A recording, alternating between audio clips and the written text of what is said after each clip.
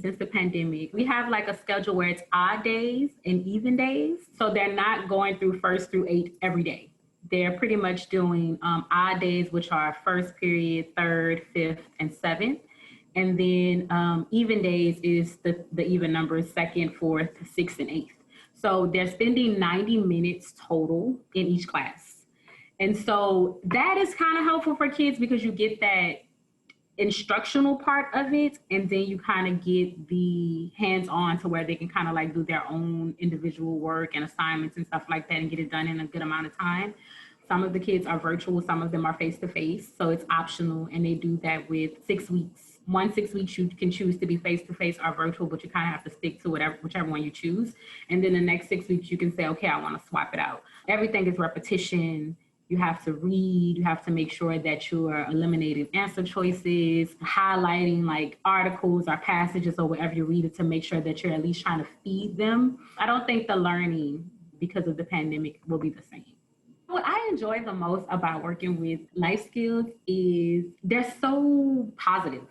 Like, so majority of the time, of course, they get frustrated, they get a little irritated, but they're very positive, very vocal.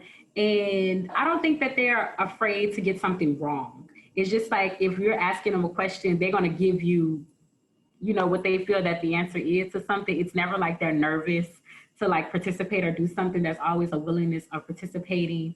To be honest, I really thought that life skills was like so difficult before I came here. And I just felt like it was always meant for like a special person to do life skills. But now that I'm here, I do feel like my personality that I have, because I encourage people to be better and to pull out the best of themselves. So I love that they are like very vibrant, very vocal, opinionated, and themselves. And they are like, they're not really as, I think some people might look at life skills and be like, oh, they're not like normal kids, but they really are. They just have a little bit of learning difficulties and a little bit of learning challenges. So that's amazing to me. So I've been enjoying it. One time we social distanced enough to kind of like teach them how to cook chicken, which actually came out pretty good, like even seasoning and stuff like that. So I just think it's amazing. What I love is the fact that if willing, anybody can teach and any student can learn.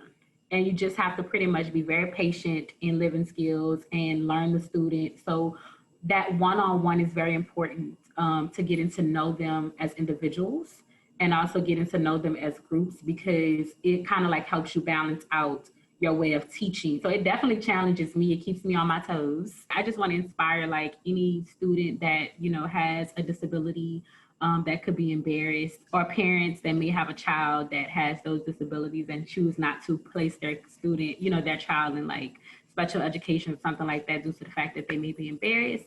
I want to say that there is nothing to be embarrassed about. I want to say that this is definitely not a stopping point. It's a growing point. It definitely can help your child grow in a lot of different areas, learn about themselves, challenge themselves, and definitely prepare themselves for life. And I feel like just because a child does have a disability doesn't mean that they can't change the world, doesn't mean that they can't even change themselves.